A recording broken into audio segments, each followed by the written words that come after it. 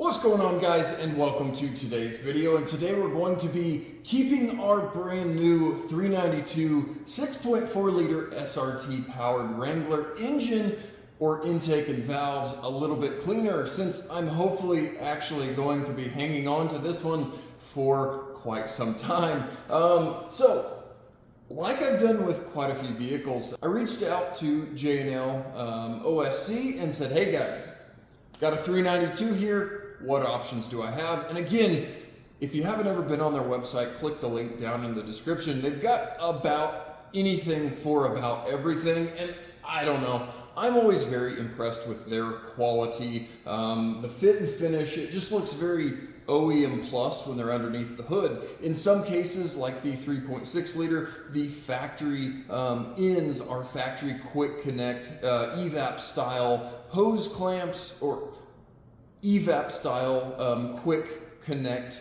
hose ends. It's just really nicely done. You're not just hose clamping junk under your hood. The 6.4 liter 392 is a little bit different because it's just going to be a barbed fitting going into some factory hose or connection. So not as fancy, but that's not because JlUR did a less good job. It's just how this is set up. But this is going to be about the easiest and quickest catch can install like ever on any vehicle, because everything is super easy to get to and it's right there. The only thing we're going to need is a 10mm socket, and that's just to mount the catch can bracket on an existing stud that already has a nut. So you don't even need any hardware, it just goes and works really well.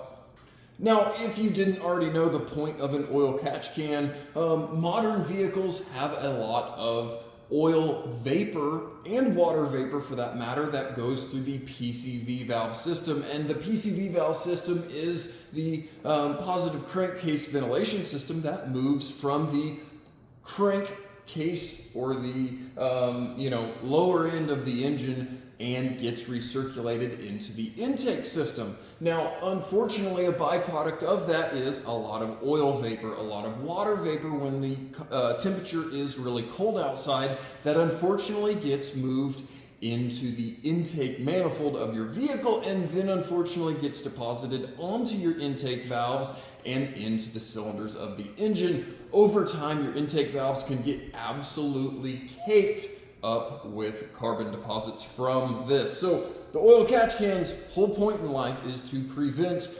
99.9% of all that water and oil vapor entering the intake manifold, which is going to in turn A, keep the intake cleaner, and B, keep the intake valves cleaner. And if you're a guy that cares about your engine, it's a good thing. But it is one more maintenance item that you are going to need to routinely check and drain is your oil catch can. Every once in a while, you're going to need to remove the base off the can, like so.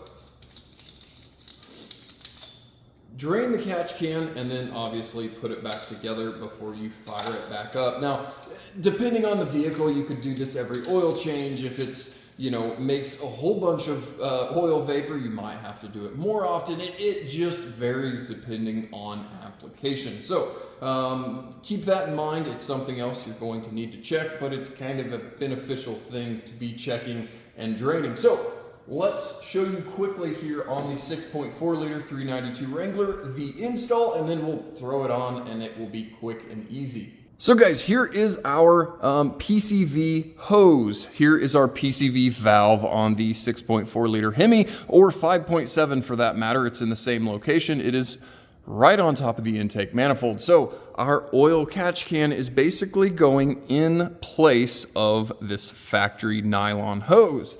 Now the bracket right here has a small eyelet, and that is going to mount right there on that 10mm stud of our coolant pressure tank here at the back of the engine. So we're going to pull that 10mm nut. We're going to put our catch can on and mount it, and then we will feed our hoses. Again, we're going to just need to remove, just that easy, the nylon hose. And again, guys, I'm doing this with one hand. It's literally a 5-second install. I just am talking about it. That's why the video is not 5 seconds long. But again, we're already prepped and ready to get the can installed. Our hoses ran and we will already be done. So guys, like we talked about, we've got the 10mm nut back here at the back of the engine bay. We're going to get the nut pulled off that holds our coolant tank bracket. We're going to set our oil catch can on that stud. Now I'm going to wait to tighten this down till we get our hoses ran, just in case I want it at a different angle. But at this point now, we are ready to take our long hose here, and that is going to route right here. And again, we are just pressing it into the factory 90-degree elbow. And then correspondingly, we've got the short hose, which is again just going to press into the factory straight piece.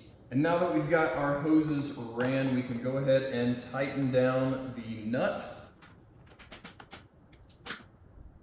And just like that, literally in 5 seconds, we are installed and done.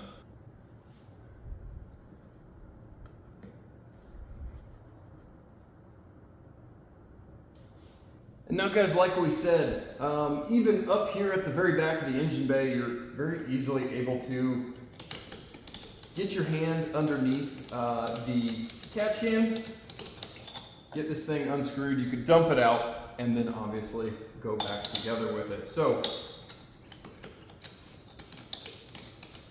guys, what I'm going to do now is get some miles on this thing. So I'm not just showing you a 5-second install video. Obviously we're gonna cut here. I'm gonna continue to daily drive this thing, and then we're gonna check back in a couple 100 miles and see already what we've got in this thing, you know, after 500 miles, 400 miles, whatever it takes to actually start seeing something in that catch can. So I'm going to continue daily driving, and then we are going to pick back up in a few 100 miles and show you some actual results here.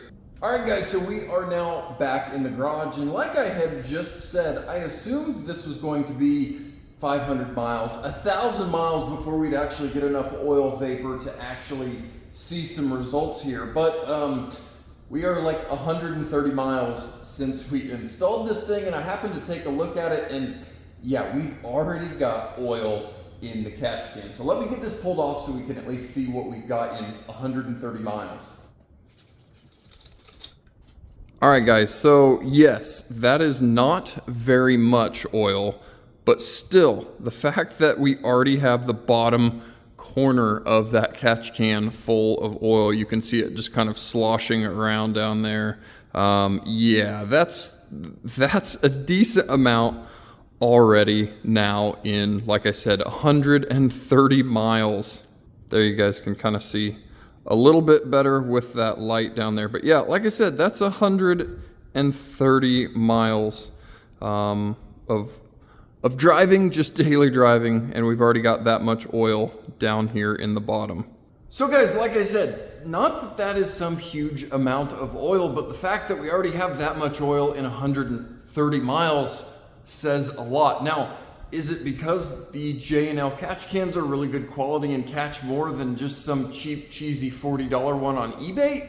I don't know. I've never bought a cheap, cheesy one on eBay. I feel good about having the JlUR on there. One thing, like we talked about, that I really like about them is the fit and finish. It almost kind of looks OEM Plus underneath the hood. The hoses, the connections, everything just works and fits really well. You can tell he puts at least a decent amount of time into each application because of how everything fits. The length of the hoses, everything just kind of works and looks really, really nice under the hood. So that's why I'm always happy to have a JlUR catch can on my personal vehicles. The buddy, we threw one on his Hellcat Red Eye when he got it. I like the fit and finish and the quality, and as you can tell, in 130 miles, it's already doing its job. So all of that is just kind of helping to keep that engine clean, keep the intake valves clean, the pistons, just all of that nasty carbon buildup that at least I see when I'm taking engines apart at work.